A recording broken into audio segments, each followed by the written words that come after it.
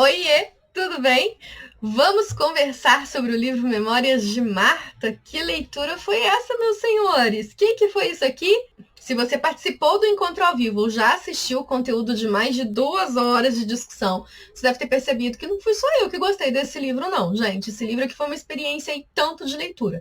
Eu confesso que eu fui fazer a leitura dele com uma expectativa baixa. Porque eu não sei você, como é que tá aí a sua relação com as leituras da Júlia, mas eu já havia lido antes o Falência e o A Intrusa. Tendo lido estes dois e tendo sido tão impactada por A Falência, eu pensei, poxa, Memórias de Marta é o primeiro livro dela. Não deve ser tão bom assim. Mas, meu Deus, que livro maravilhoso! E, ó, não fiquei pensando isso sozinha, viu? Todo mundo que estava presente no encontro, as mais de 20 pessoas que estavam lá, amaram também. Então, eu acredito que você que está me assistindo agora, se não esteve presente, corrobora desta mesma opinião que nós. E é sobre este livro que vou falar neste vídeo agora. Memórias de Marta, de Júlia Lopes de Almeida. Esta edição, que é a da Janela Amarela, que eu adotei para fazer a leitura, e que a grande maioria adotou também, ela é a edição que se baseia na edição publicada pela editora Casa Dorsky, de São Paulo. Foi publicado no ano de 1899. Existe uma outra versão que foi originalmente publicada em folhetim em 1888-89, né?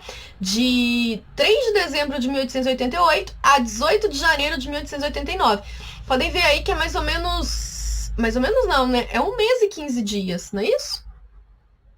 1 mês e 15 dias para todo esse livro sair em forma de folhetim. Então, a edição da Casa Dorsky é uma edição modificada pela Júlia, mas existe lá no nosso grupo do Telegram, fica de olho lá, a edição, então, que foi publicada originalmente no folhetim, que tem algumas mudanças bem significativas em relação a essa que nós temos aqui, então, publicada hoje em dia, tá? Fiquem de olho nisso, e só isso já merece uma discussão à parte. A gente falou um pouquinho sobre isso no nosso encontro, então vale a pena você dar uma olhada para fazer aí um comparativo das diferenças que existem entre essas publicações. Eu coloquei para vocês o facsímile, né, da primeira edição, então, do Memórias de Marta pela Casa Dorsky, e coloquei também um facsímile, um pedacinho dele aí, de como ele sai no folhetim pela primeira vez. Eu quero comentar sobre a estrutura desta narrativa. Então, a gente tem dentro do padrão de... Vamos analisar uma narrativa. Quais são os aspectos que nós analisamos de uma narrativa? Linguagem, tempo, espaço, narrador ou foco narrativo, personagens, enredo ou ação. Então, esses são os elementos tradicionais que a grande crítica literária apresenta como os elementos de uma narrativa, como os romances, os contos, enfim. E aí eu queria buscar aqui já de cara, então, o aspecto da linguagem. Esse livro, ele é narrado, e consequentemente junto com a linguagem, vou falar do foco narrativo. Esse livro ele é narrado em primeira pessoa, né? Então a gente sabe disso já na primeira página, quando a narradora diz assim: tenho uma ideia vaga da casa em que nasci, onde morei até os 5 anos. Como o livro já chama Memórias de Marta, esse pacto já fica então estabelecido com o leitor, que a gente está lendo uma história contada pela própria pessoa que vivenciou aquela história, e que a gente sabe também que essa história é contada como referenciando-se ao passado desta pessoa, né? E ela, inclusive, já data pra gente. Eu me lembro remotamente, né? Me lembro vagamente de uma casa em que eu nasci e morei até os 5 anos de idade. Ou seja, ela vai mesmo lá pro nascimento. Bem cronologia, né? Ela faz uma cronologia muito clara pra gente aí da infância, da adolescência e da vida adulta. Embora aqui nessa, então eu vou me basear nessa aqui, tá, gente? Eu não vou me basear no folhetim, eu vou me basear no romance publicado, vou me basear então na publicação de 1899. Nessa aqui, a gente não tem uma noção clara de quando que ela está escrevendo a história, né? Em que parte da fase adulta ela está. A não ser que ela finaliza quando a sua mãe morre. Mas quando ela conta qual que é a distância de quando a sua mãe morre para aquele momento em que ela está relembrando da sua vida, a gente não tem uma noção clara. Nessa edição aqui, né? Nessa edição que foi então publicada em 1899. E o interessante é que existe uma coerência muito legal, e a gente tem que pensar muito nisso quando fala de grandes autores, né? a grande literatura, a literatura feita com cuidado pelos grandes autores, ela é muito coerente ali dentro, né? Todos os aspectos, todos os elementos da narrativa, eles guardam coerência. E é legal porque a escrita deste livro, a maneira como a linguagem é adotada e estabelecida pela narradora, o domínio que ela tem do vocabulário, né, da correção gramatical que ela utiliza, são coerentes para quem ela é. Porque essa narradora personagem, ela é uma professora. Ela forma-se como professora e ela é aprovada em um concurso, então ela é uma pessoa educada, né? Ela é uma mulher alfabetizada numa época em que isso não era tão comum ainda, né? Infelizmente, não era. A gente não tem ainda uma maioria feminina sendo alfabetizada, tendo acesso à educação tal como, né, nos dias de hoje, mas ela é então uma erudita, uma intelectual, sim, né? Por que não afirmar desta forma? E isso é muito coerente então com a linguagem que ela adota ao longo da narrativa. Quanto à questão do espaço, a gente tem espaços bem definidos nos quais a história acontece, né? Então, o primeiro é o Cortiço, que fica no bairro de São Cristóvão. E esse cortiço, tal como ele é descrito, talvez, eu não sei vocês, mas para mim fez parte, sim, da vontade de ler o Cortiço do Luiz Azevedo. Da maneira como ela descreve o cortiço ali, as pessoas, a vida naqueles anos iniciais da Marta, ela me fez lembrar muito o Cortiço do Aloysio Azevedo, dadas as devidas proporções, e por isso fiquei com vontade de fazer a releitura dele. E a gente tem ali, né, a pobreza. A gente é apresentado para personagens, e a própria Marta faz parte disso, que não se inserem numa classe social privilegiada. Pelo contrário, né? Então a gente tem as mazelas da vida dos pobres da sociedade carioca naquele momento da narrativa. E a gente é apresentado a um número de personagens bem restrito, se comparado com o do Aloysio Azevedo, evidente, mas há muitos detalhes da vida daqueles personagens, inclusive a progressão temporal da vida deles, porque a Marta ela não se restringe a falar somente sobre eles naquele momento da vida, que foi a infância, quando ela viveu ali naquele cortiço, mas ela também nos atualiza a respeito da condição deles, e aí daqui a pouco eu falo sobre isso quando falar dos personagens. Mas focando então novamente na questão do espaço, o segundo espaço que a gente tem é a casa que fica quase em frente ao colégio onde ela vai estudar, a casa para onde ela e a mãe se mudam, para fugir do cortiço. Porque a Marta percebe que se ela continuar morando ali, a despeito de todas as outras condições horríveis que o lugar oferece, tanto para ela quanto para a mãe, ela não vai conseguir mudar a sua condição de vida e tampouco encontrar um pretendente. Existe um momento na narrativa, né, que ela meio que flerta com o cara, ela mostra interesse por esse cara, percebe que talvez ele esteja olhando para ela, mas assim que ela desce da condução e entra no cortiço, ele desaparece. Então fica muito evidente para ela ali que o meio no qual ela vive vai interferir na condição, na capacidade que ela pode desenvolver de melhorar de vida, de ter um casamento e até de estudar, né? Porque a mudança dela e da mãe para um lugar perto do colégio também vem dessa necessidade de facilitar o acesso dela à educação. E depois a gente também tem Palmeiras, que é uma região mais idílica para onde ela vai passar as férias, num momento em que o médico apresenta um diagnóstico de que ela está histérica e que ela precisa casar. Isso é muito interessante, né? Porque isso vai acontecer muito nas obras naturalistas, que é condicionar o indivíduo à sua biologia, que é condicionar o indivíduo, é quase que animalizar os indivíduos, né? E isso acontece muito nas figuras femininas que aparecem nas narrativas deste momento. Eu falei sobre isso no nosso encontro, tem um livro que chama O Homem, do Aloysio Azevedo, talvez valha a pena a gente lê-lo também depois que acabar o cortiço, quem sabe vocês animam, em que a gente vai ter exatamente essa visão da histeria feminina como uma condição que pode ser melhorada com o casamento. E a histeria feminina, ela serve ali, né, como um caldeirão em que cabem todas as questões femininas, né, que podem muito bem estar relacionadas à questão hormonal, né, a mudança, então, de humor da mulher, podem estar relacionadas a outras questões mais complicadas, questões de saúde mesmo, mas como existe ainda essa indefinição e ainda são muito frágeis as fronteiras entre saúde mental, saúde física, questão social, questão feminina, tudo é colocado nesse mesmo balaio. Então, o fato da Marta não estar bem, da Marta não estar legal, faz com que esse médico use um diagnóstico de ela precisa casar.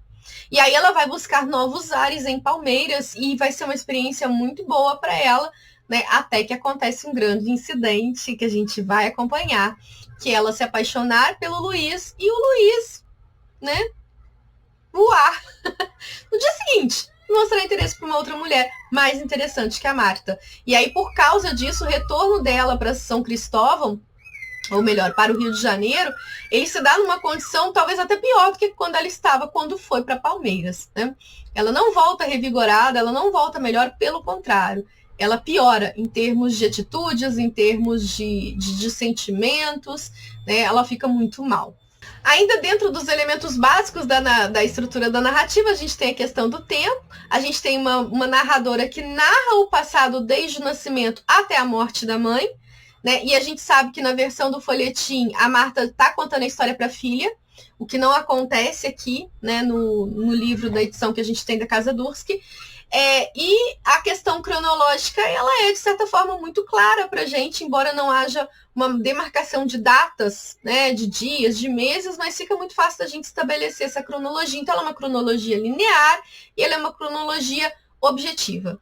E aí nós temos os personagens, que eu acho que, para mim, assim, dentro dessa narrativa, dentro desse livro, são o diamante, né? Eu começo destacando a personagem da mãe.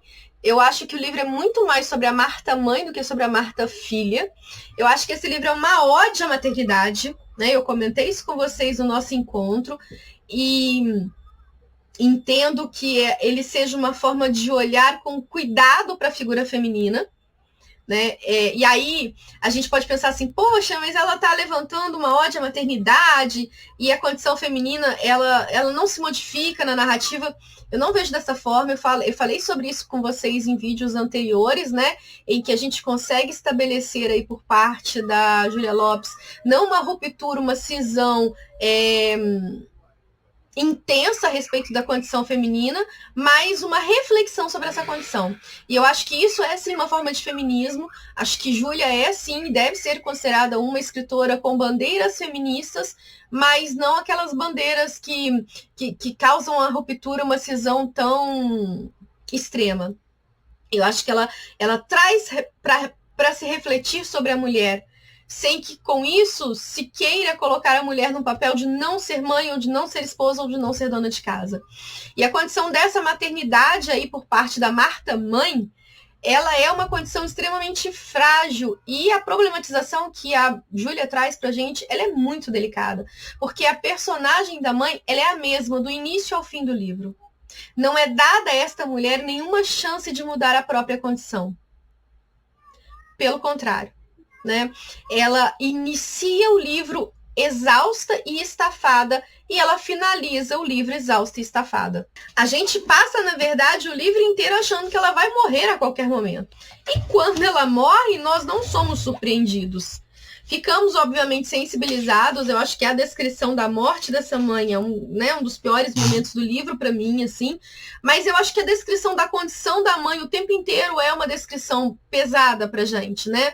É uma forma mesmo de causar esse impacto, de fazer a gente refletir sobre essa mulher que tem que lutar contra tudo e contra todos para sobreviver e para dar sobrevivência para sua filha, uma vez que este marido não está mais presente. E eu não vou dar nenhum spoiler, mas eu quero que vocês fiquem atentos a isso, porque isso para a Júlia é uma questão muito cara. E aí, o que me reforça ainda mais a importância que a Júlia tem na literatura e na discussão da condição feminina, porque ela tem uma condição de vida privilegiada, né? Ela é filha de médico, a mãe dela também é uma mulher intelectualmente ativa, ela tem irmãs que também são intelectualmente ativas. Júlia faz parte de uma minoria nessa sociedade, uma minoria privilegiada, e ainda assim ela, com muita delicadeza e nenhum tipo de exotismo, problematiza questão do pobre, a questão da mulher pobre, né? Uma sociedade completamente diversa da que ela vive e da que ela está inserida. E eu falo isso porque quando a gente pega o Cortiço do Aloysio Azevedo, o pobre, o negro, a mulher, né, essas minorias, elas são vistas por um narrador que olha para elas como se fossem animais dentro do zoológico. Para mim, essa metáfora é muito cara, porque essa é a sensação que eu tenho. Quando ele descreve a Bertoleza, quando ele descreve o João Romão, e a gente está lendo o Cortiço, vocês que estão lendo também vão verificar isso, é como se ele estivesse vendo de longe essas pessoas. E aí, não existe uma sensibilidade quando a gente lê a narrativa, a gente não se envolve com esses personagens como se estivéssemos vivenciando as situações com eles. Estamos vendo de longe. É como se nós estivéssemos afastados daquele cortiço. E eles fossem animais dentro de uma jaula no zoológico, e nós estivéssemos apenas observando. Enquanto que aqui na narrativa da Júlia, a gente se envolve com esses personagens.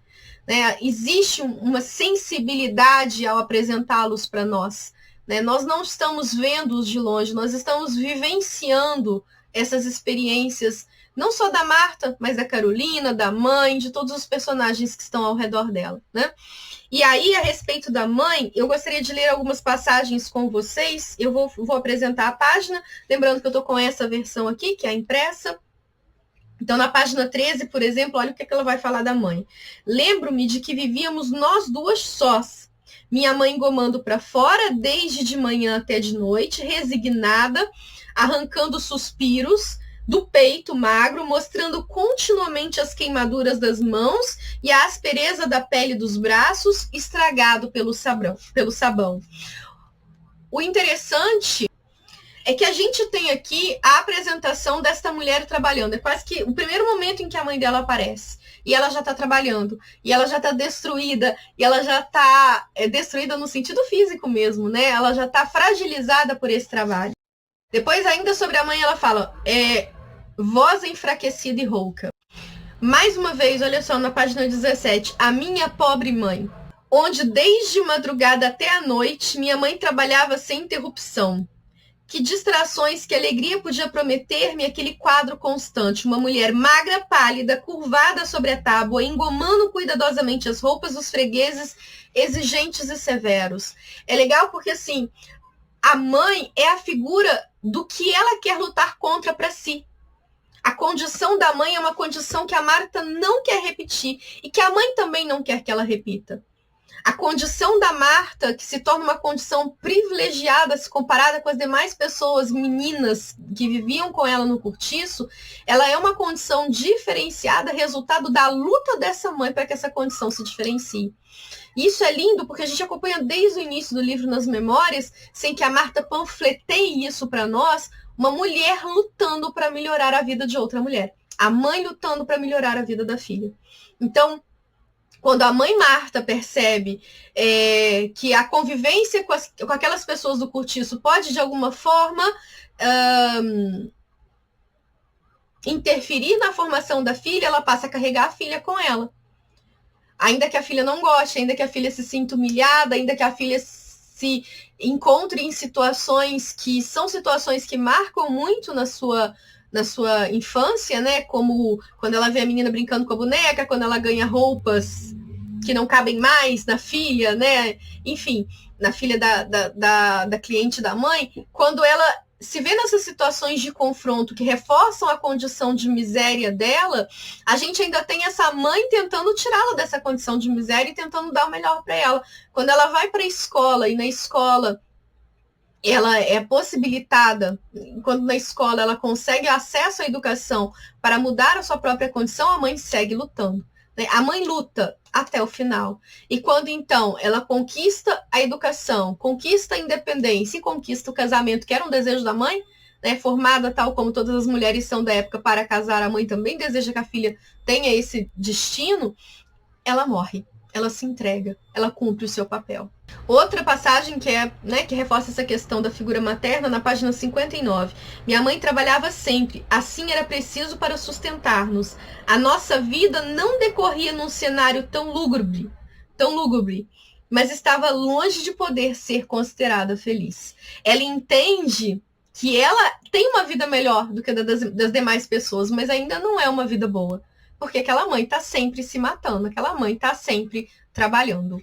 Aí na página 61, olha o que ela diz. Assim cheguei à idade de 20 anos, passando o melhor tempo da vida a estudar para ensinar ou curvada sobre a costura ao lado de minha mãe, que enfraquecia muito e trabalhava sempre. Eu não tinha amigas íntimas nem amores, não dançava nunca, não lia novelas. Só no fundo da minha alma se espelhava, como a luz crepuscular num lago, o luar saudoso e brando que ia pouco a pouco esmorecendo. Vestígio deixado pela claridade intensa daqueles olhos que tanto mal me fizeram e que tão vagarosamente se iam me apagando da memória, que ela está falando do Luiz lá de Palmeiras. Mas o que eu queria que vocês prestassem atenção nessa passagem é exatamente a condição da mãe que se mantém. E aí, na finalização do livro, já na página 114, olha o que ela diz. A minha santa, a minha inigualável amiga, atravessou todas as misérias, sustentando-se sempre nas asas.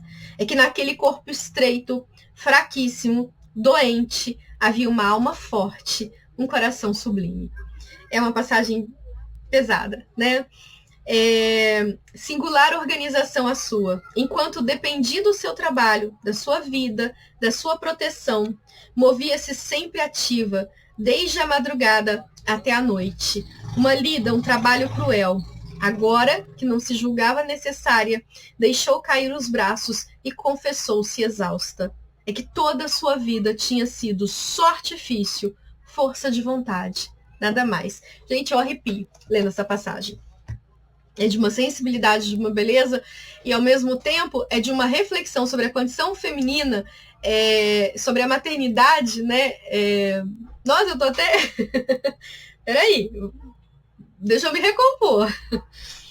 É uma reflexão sobre a maternidade com uma sensibilidade que eu confesso para vocês, eu vi pouco na literatura. E a questão da maternidade para a Júlia, ela é muito importante, né? A gente lê relatos do João do Rio, do marido, enfim, a gente vê várias questões aí a respeito sobre vida e obra dela, a filha e o neto também, nos depoimentos que dão, deixam isso de uma forma muito clara, que Júlia nunca quis abrir mão da maternidade e que a maternidade era o prato que ela melhor equilibrava, né? De tudo que ela fazia, ainda era para ela prioridade. Cuidar dos filhos era prioridade. Depois vinha a casa, depois vinha o trabalho, depois vinha todo o resto, a própria carreira. E ainda assim ela tem essa quantidade de livros publicados, né? Pois bem, a outra personagem que nós temos é a Carolina, e é uma personagem também que, nosso pai, né, gente? Que livro triste, vamos lá. A Carolina é a vizinha miserável, que não tem a chance de mudar a própria condição. E aí a gente é apresentada a Carolina na página 28, e no seu rosto oval e sardento, os olhos claros derramavam uma tristeza impressionadora. Era a doença, era o cansaço, porque ela, estupidificada pelo meio, nem tinha consciência do sofrimento. Eu acho que se a gente... se eu tivesse que definir uma temática para esse livro, eu falaria que esse livro fala de mulheres. A Carolina, a mãe, a professora, a Marta, a Clara Silvestre, né, que é a amiga dela do colégio que ela reencontra anos depois. Todas elas são figuras femininas que existem naquela sociedade, todas elas estão fadadas a sofrer. Essa é a questão. Então a gente tem aí todas elas tentando mudar a sua condição, e se não lutam para que essa condição mude, elas vão cair num destino que é o destino de mulher. Se isso para mim não é uma panfletagem equilibrada de se pensar o feminismo, eu não sei o que é. Porque ela está representando aqui pra gente figuras femininas em condições para as quais a mulher está fadada a suportar e que para enfrentar ela precisa morrer, né? Porque a mãe dela vai morrer no final. Então, assim, a mulher, o destino a que a mulher... o destino que é reservado à mulher, não importa que mulher seja, nunca é um bom destino. E aí a Carolina tem um destino horrível, né, gente? Olha o destino da Carolina, página 108. A Carolina tinha se casado, apesar do trambolho das pernas. Ela tinha um problema físico, uma doença, mas o marido explorava-lhe o trabalho de uma maneira feroz e ainda por cima a moía de pancada. Então ela era uma criança sofrida, né, que tinha que segurar, ela era o arrimo da família, e ela se torna uma mulher sofrida, porque não tendo quem lute para que ela entenda que aquela condição pode ser mudada, como a mãe da Marta faz, ela está fadada ao destino de mulher que lhe é imposto desde que ela nasce. A Clara Silvestre é outra personagem que também vai ter esse destino demarcado aí com muita clareza pra gente, né? Ela é uma amiga da escola.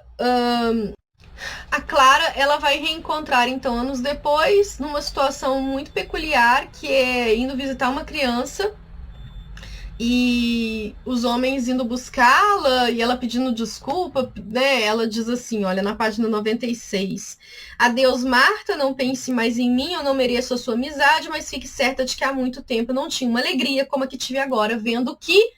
E ela é interrompida por esses rapazes e sai abanando um leque vermelho e tal. Então as roupas que ela tá usando, tudo leva a crer pra gente que ela tenha virado uma acompanhante de luxo ou algo parecido. O desfecho dela não é um desfecho feliz. E a criança que ela disse que está indo visitar, que era de um empregado, muito provavelmente é dela, né? Enfim, a gente cria suposições aí, que suposições muito óbvias a respeito do que nos é dito sobre a Clara Silvestre. Quer dizer, ainda que ela tenha tido uma condição melhor na infância do que a própria Marta, ela tem um outro desfecho que também é um desfecho muito previsível para algumas mulheres que têm beleza, que é uma coisa que a Marta não tem.